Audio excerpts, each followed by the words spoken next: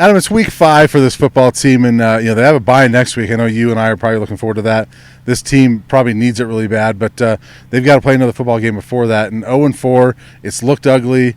Big-time underdogs again this week going down to Arizona, a team that is okay and has been an underdog themselves for 13 straight games. It tells you what odds makers think of CU when they've got them, a 3-score underdog against a team like Arizona.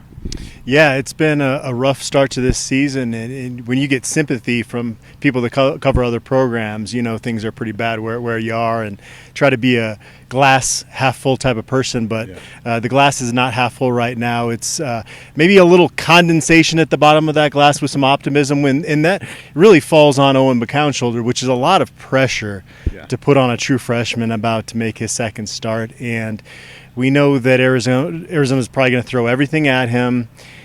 I would say that I would think with Owen's background and his father and the fact that he came in and picked up an offense quicker than a true freshman really should, gives you some hope that learning curve won't be quite as steep as it was for Brandon Lewis starting games last year and having different things thrown at him. But it still doesn't make up for that lack of experience. And so this has got to be a week where Colorado's ground game gets really going. I know they don't have Alex Fontenot available, but Colorado's run defense has been epically bad this season. What is it? I mean, the next worst FBS rush defense is giving up like 65 less yards per game. That's how bad it is.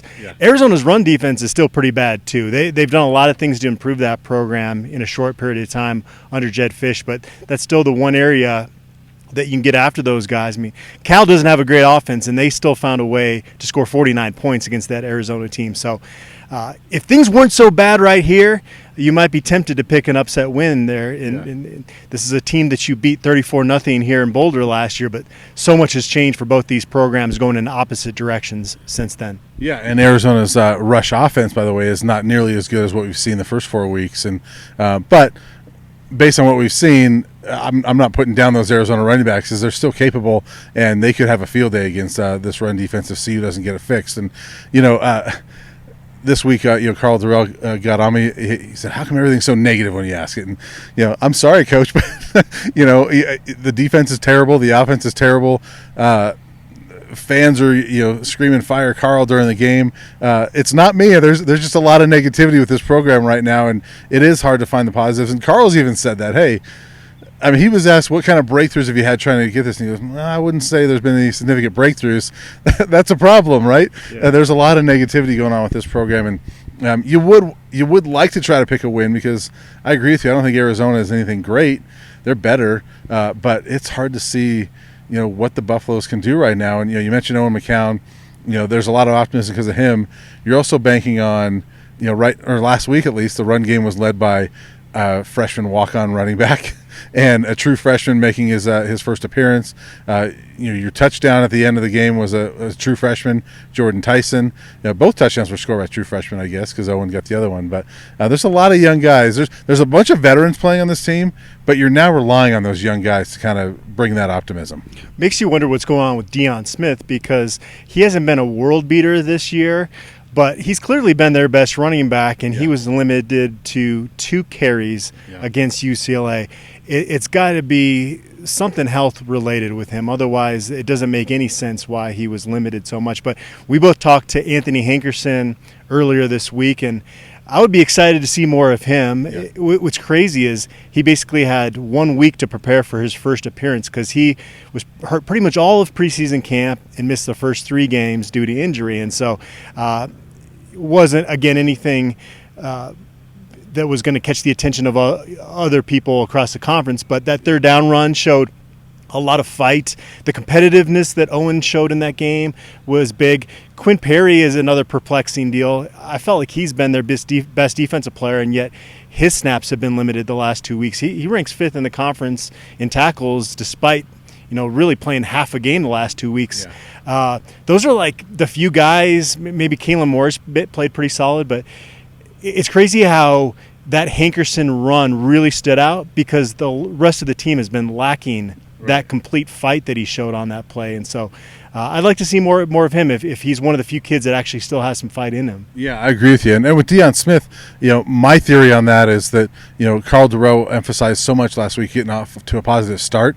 And the week before against Minnesota, first play of the game, it was Deion Smith that missed a block that caused, Owen McCann or JT Shrout to get hit and fumble.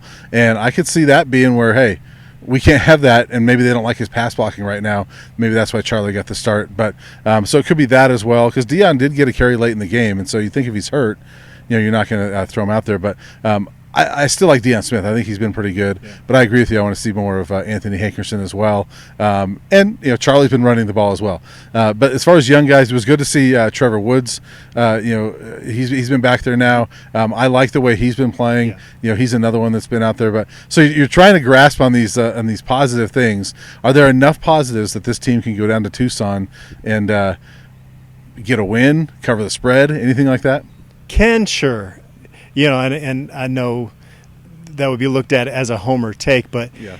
Arizona's still building. Again, I mentioned that they gave up 49 points to Cal last week, and so the front seven has to play to its experience. In the fact that Karl Dorrell said that they're 1A, 1B on defense right now, that's alarming to be going into your fifth game. That's stuff you sort out during preseason camp, yeah. And so that's not good, but. Yeah, if the Colorado team that showed up for their first 4 games shows up in Tucson, they're going to get blown out again. Yep. If it's a different team that shows up, then this is one of the few games left on the schedule that they could win, absolutely. Yeah, I agree with you. I think they could. I'm not picking a win. I don't know if you are. We're going to get to that here in a second. But any other thoughts? Owen McCown, we talked to this week. We've talked a lot about McCown, but do you like this switch? Do you like that he's the guy right now? Absolutely. We were talking about this earlier in the week. I still feel like there's a part of me that wonders what JT Shrout could do in that quarterback job if he was given multiple starts without it raining and decent weather and not without passes being dropped a lot. And I know Owen had that issue early in his first start too, but and not rotating every series. Yeah. So there's part of me that still wonders about him and his potential, but it was clear that Owen McCown provided the spark that they were looking for. Now, not enough of a spark to beat UCLA, but I think that's the right call at this point. Yeah. And with Owen McCown's size, I'm not predicting he's going to get injured, but with his size, you never know what's going to happen. It's still a long season. We still might be able to see JT Shrout at some point. You hope that doesn't happen. I don't want Owen McCown to get injured, but I agree with you. I think I would have given JT Shrout the start last weekend, this coming week, but I like the way Owen played, and I think he's probably the best quarterback you have at this point, but we'll see. So prediction time, what do you think about the Buffs going out of Tucson? You and I are both going down there, and we'll talk about that in a second, but how are the Buffs going to do down there? Yeah, going back to what I've said the last couple of weeks, until this football team proves something, you got to keep picking them to get blown out in these football games.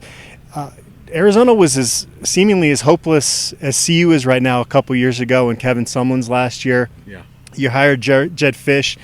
First thing is he brought a lot of charisma with him to that job. He was out there getting on every media sports talk show he could when he got there to try to sell his program. He went above and beyond in that sense. His media outreach, his fan outreach has been amazing. Yep.